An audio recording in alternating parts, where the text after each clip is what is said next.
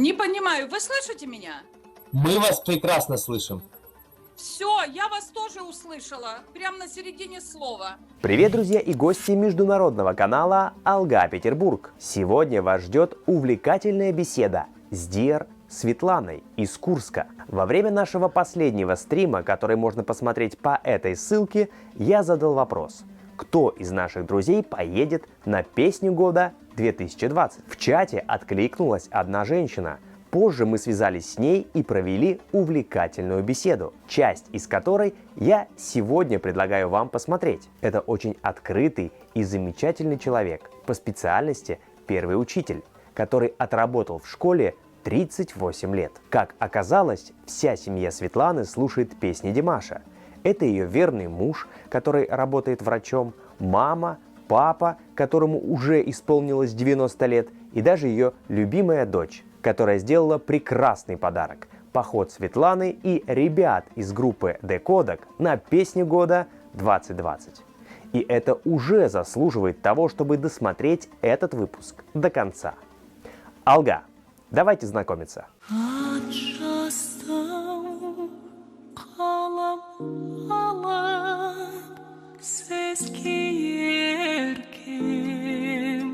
Первое я узнала, это было несколько лет назад.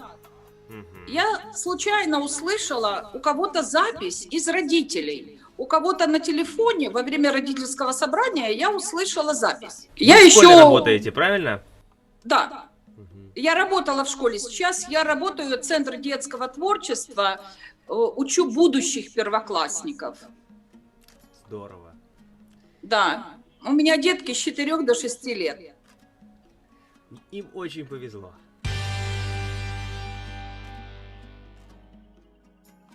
В школе я отработала 38 лет.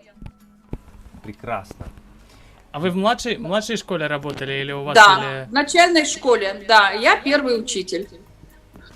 Ну, то есть вам чуть-чуть можно сказать, что повезло, потому что маленькие дети, они не такие, как уже, вот, когда 13 лет примерно. Детки всегда одинаковые. Все зависит от того, как мы на них смотрим. А детки всегда готовы нас услышать, если мы найдем правильные слова. Всего-навсего. Ключик надо подобрать. Как Димаш находит ключик к сердцу каждого зрителя. О, да. Вот так же это и работает с детьми. И сердце пополам. Ну, а вот, значит, вы рассказывали историю о том, что вы услышали у кого-то из родителей. Да, на родительском собрании. У одной родительницы, видно, кто-то беспокоился, где она. Было родительское собрание, и все время срабатывал этот звонок, и я с собрания улетала на эту песню и понимала, что я не права. Но потом я просто стала искать, как все остальные Диарс. То есть вы не спросили у человека, у кого играл? Нет, я запомнила. Я вставила слова этой песни. Здорово. А что за песня? Да, что за песня была? Я запомнила всего несколько первых 3 слова, которые отчетливо были слышны в телефон. И я этих слова вбила на русском языке в поисковик и написала «Песня Димаш». И мне ее включили.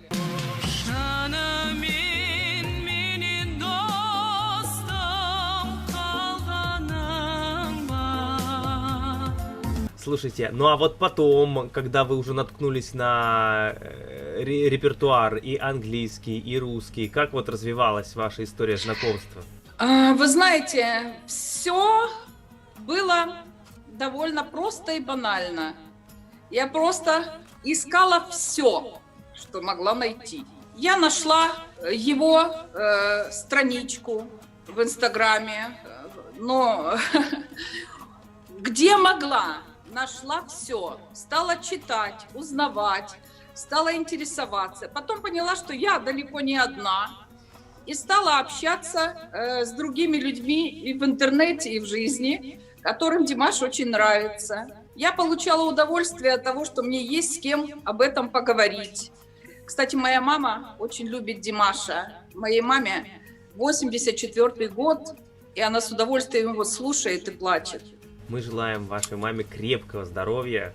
Вот, это очень здорово, что вот У вас уже вся семья, и мама, и Да. вы, и дочь, уже все на правильном таком музыкальном ключе, все слушайте хорошую музыку, это очень здорово.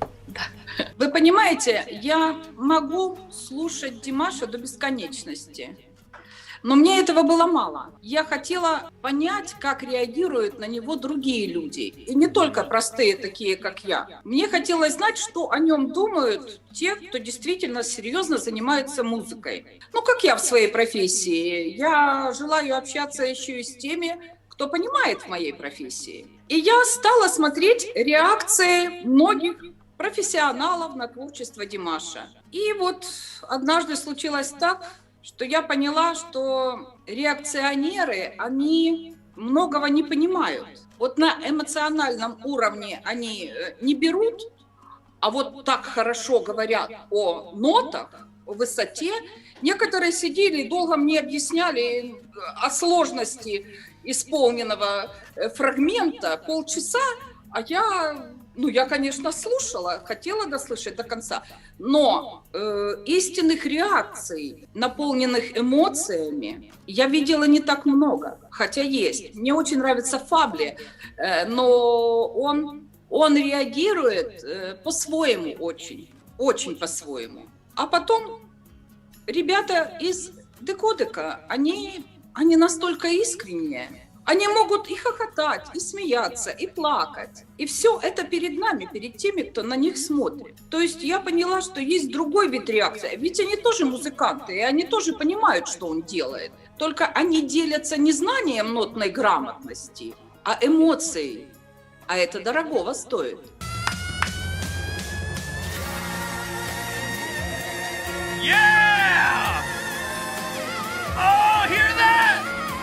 Вот так фактически я и стала пополнять свои знания и в этой сфере у реакционеров. Потом мой круг еще раз расширился, увеличился. Уже не только сам Димаш и реакционеры, а и канал «Алга Петербург». Потому что я пришла к вам и поняла, что там такие же, как я. И прям больше не пропустила ни разу. Да, вы, ребята, такие молодцы, что я с вами и голосую, и смотрю, и слушаю, и все остальное. Для меня это очень важно, мне это очень интересно. А уходя из дома, маме ставлю, она пересматривает.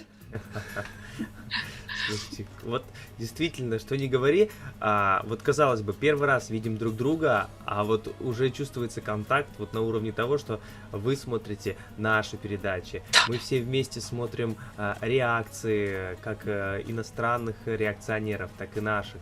И вот вроде как будто бы уже часть жизни провели вместе, и уже как бы вступая в беседу, как будто бы мы ее продолжаем, а не начинаем вновь. Вот это очень интересный эффект, я замечаю. Конечно, это вы меня первый раз видите, а я вас вижу все время. Я уже так к вам привыкла, что вы мне вообще родные люди.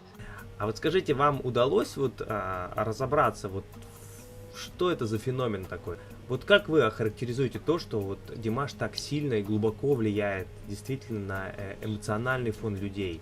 Он не просто технически исполняет произведения, а вот проникает куда-то намного дальше и глубже.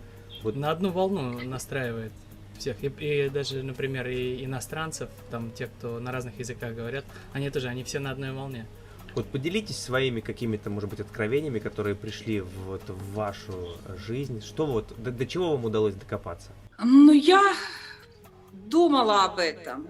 Для меня Димаш, может быть, это слишком личное, потому что несколько раз были ситуации, когда его песни накрывали вовремя. Надо было встать утром и идти. Возможность его творчества приходить к каждому индивидуально – это какой-то вот подарок судьбы, Бога, кого хотите. Но главное – это воспитание, это семья. Если бы Димаш не рос в любви, развитии, обучении, воспитании, мы бы не знали того Димаша, которого знаем. Основа человеческой сущности Димаша – это его семья. Это мое глубокое убеждение. Я когда смотрю на его родителей, то они за столом сидят, то они поют, то папа горбун такой, вот, то мама красавица смотрит на него. Да у них даже там глаза говорят, что они любят друг друга. Ну как в этой семье мог вырасти ребенок, который бы не любил так жизнь? Чем Димаш всех привлекает? Он очень любит жизнь и очень любит все, что с ней связано. Семью, музыку и своих дев. И мне кажется, это основа его творчества.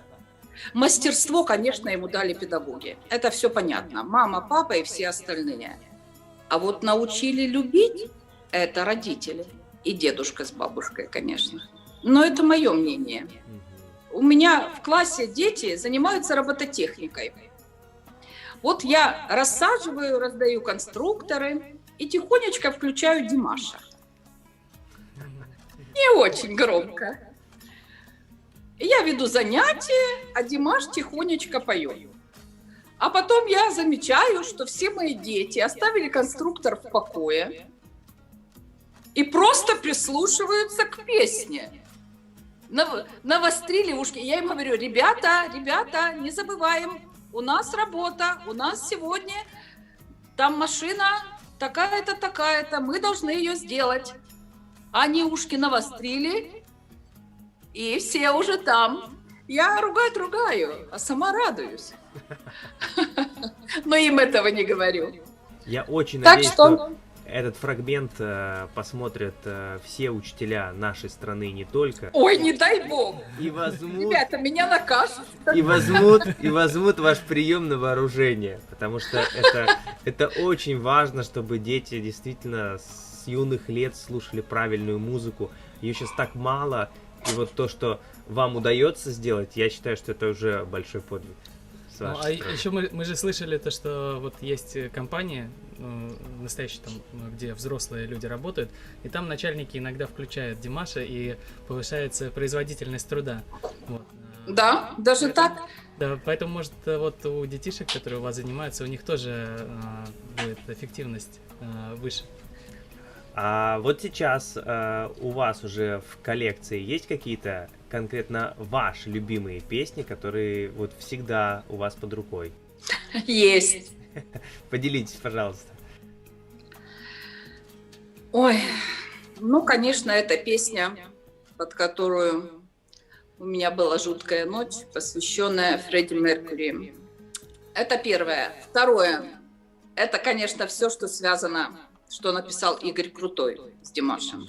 Ну и мне безумно нравится песня Димаша, которую он написал сам, «Война и мир». Я не знаю, почему ее так мало, почему на нее реакции мало делают, и почему она не очень звучит, потому что для меня она как знаковая. И вы посмотрите, какая она точная. Вот просто вот попадание в десятку.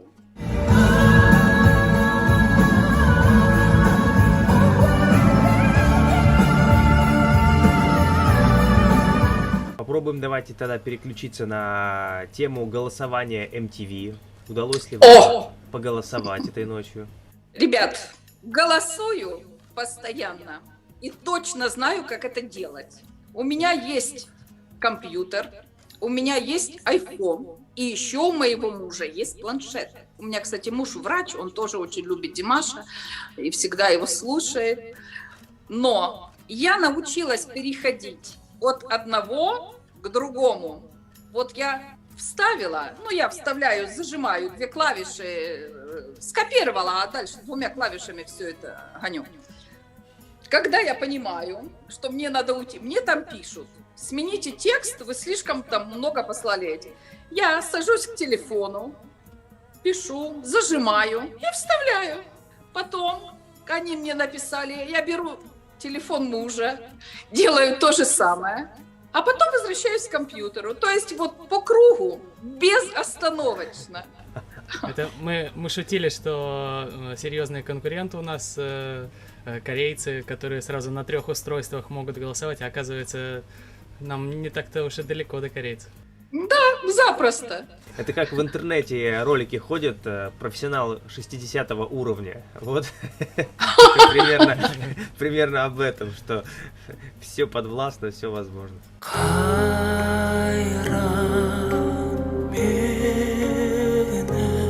Про песню года давай хотя бы пару слов поговорим. Да, я точно туда иду. Я для ребят тоже купила билеты. Вернее, не я, моя дочка. И они приедут из Америки. Да, но они сейчас на карантине. Я вчера написала, Эрику написала, Эрик, ну, пожалуйста, ну, прилетайте, ну, пойдете со мной в зал и будем... Они говорят, пока выхода нет. Мы пока нас остановили из-за того, что карантин. Мы закрыты, мы даже на машине не выезжаем пока в другой город. Но если у них обстановка улучшится, они в любой момент поднимутся и прилетят в Москву. То, что они прилетят, это однозначно. Они уже сказали, мы никогда теперь мимо России, Москвы и Санкт-Петербурга не пройдем. То есть они будут. У нас заканчивается конференция. Светлана, спасибо вам большое за эту чудесную просто беседу. Вот, мы от лица команды Алга Петербург желаем всей вашей большой семье крепкого здоровья. Спасибо. Вот, продолжайте слушать музыку Димаша. И если обязательно. Если все сложится удачно, увидимся на «Песне года».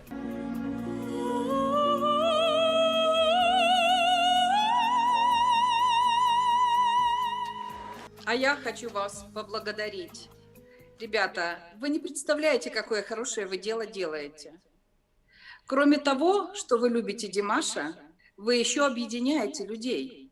Вы помогаете людям дружить, быть вместе и любить прекрасное. Это чудесно.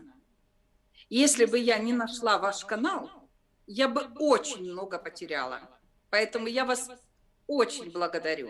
Спасибо вам большое. Если фильм вам понравился, поставьте лайк, подпишитесь на канал и включите уведомления, чтобы не пропустить важные новости о любимом артисте. Будьте здоровы, будьте счастливы и успехов вам! Команда Алга Петербург.